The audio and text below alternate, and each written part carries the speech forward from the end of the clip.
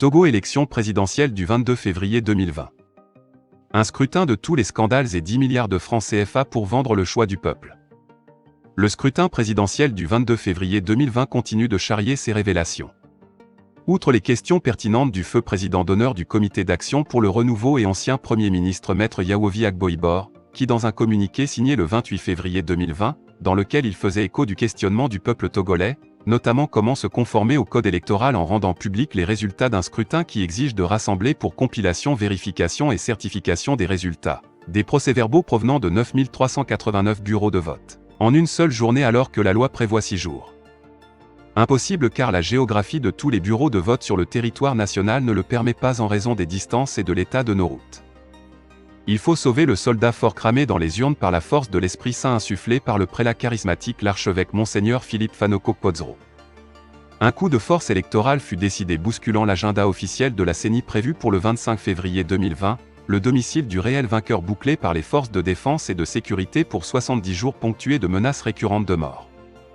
Les chefs de mission de la CEDEAO Francis Béhanzin et de l'Union africaine Eri Radjaonari-Mampianina avec Marc Vizier ambassadeur de France furent à la manœuvre. La révolte populaire au lendemain de cette publication hasardeuse a conduit le pouvoir à décréter l'état d'urgence, un couvre-feu et la fermeture des lieux de culte et des frontières. Mais sans compter avec la détermination de Faure qui est prêt à tout sacrifier pour conserver son héritage familial. De faux messages de félicitations de la France, de l'Allemagne et de l'Union européenne furent fabriqués à la hâte à Lomé II et furent transmis à Pierre Firsion, un journaliste stipendié sur RFI, aussitôt contesté par le Front citoyen Togo debout. Emmanuel Macron reconnut que ce fut des faux messages car, ni la France, ni l'Allemagne, ni l'Union européenne n'ont reconnu la prétendue victoire de Faure Gnassingbé. Le député Nadeau Sébastien de la Commission Affaires étrangères au Parlement français affirmera qu'il y a eu un hold-up électoral au Togo et que Faure conserve le fauteuil présidentiel grâce à l'armée et somme Emmanuel Macron de dénoncer l'imitation de sa signature par le tyran togolais. Jean-Luc Mélenchon, patron de la France insoumise, dénonçant la livraison de 3 hélicoptères de combat au pouvoir de Lomé, rappelle que cette commande ne fut pas honorée par le gouvernement de François Hollande qui, tirant leçon de l'usage que Paul Biya du Cameroun en a fait en matière de répression.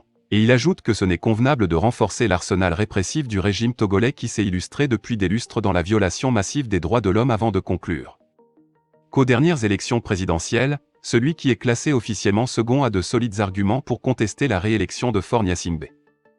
Au lendemain de la présidentielle, plusieurs messages de félicitations furent adressés à la DMK et sont entre les mains des ambassadeurs du G5, dont certains furent sommés de se tenir loin par rapport aux résultats du scrutin alors que durant le processus ils en étaient la caution et le garant d'un bon déroulement. L'ambassadeur d'Allemagne nous a formellement confié que le pouvoir fut surpris par l'immensité de la victoire mais il n'a pas envie de respecter la vérité des urnes. Au lendemain de ce hold-up, Faure Gnassingbé dépêcha son ministre des Transports Acha Deji Afo auprès de M. Agbeyome Kodjo, le candidat du Saint-Esprit, avec le message suivant: « Nous avons volé ta victoire mais tu ne peux nous envoyer en prison car nous avons le monopole de contrôle des forces de défense et de sécurité. Abandonne ton recours contre ta victoire volée, en échange tu auras le poste de Premier ministre au pouvoir élargi avec une valise que Faure Gnassingbé te remettra personnellement. » C'est un très proche de l'héritier qui nous confia le montant prévu qui devra assurer la retraite au docteur Agbeyome Kodjo jusqu'à la fin de ses jours. 10 milliards de francs CFA, c'est la somme que le patron, compte tenu de l'enjeu, avait misé. Dans un tweet du docteur Agbeyome hier après-midi, on pouvait lire: Monsieur Faure Gnassingbé a été atomisé dans les urnes, confirmé par Acha Deji Afo, son émissaire, l'ambassadeur d'Allemagne, le professeur Goguet candidat. Comme il tenait à conserver le pouvoir, il proposa pour acheter mon silence le poste de Premier ministre au pouvoir élargi et une valise de 10 milliards francs CFA. J'ai dit non pour ne pas trahir les suffrages du peuple meurtri, la mémoire de nos martyrs et les sacrifices et l'espérance de Monseigneur Philippe Podzro.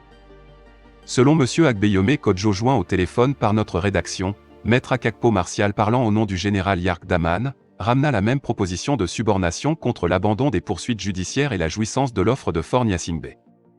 Il est désormais temps que Emmanuel Macron, le G5 prennent leurs responsabilités au nom du droit international et à la lecture des éléments structurant la condamnation de Faure Gnassingbé par la Cour de justice de la CEDEAO pour les actes de violence subis par le vrai vainqueur avant qu'il ne soit trop tard, car la détermination du peuple togolais à tourner la page des Gnassingbé est forte et sans faille.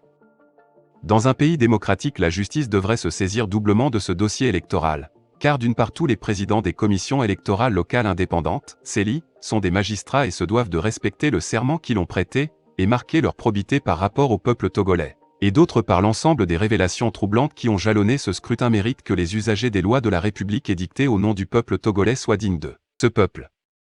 Faure Gnassingbé doit rendre le pouvoir au peuple et à son réel destinataire. Cela relève d'une exigence à la fois morale et politique.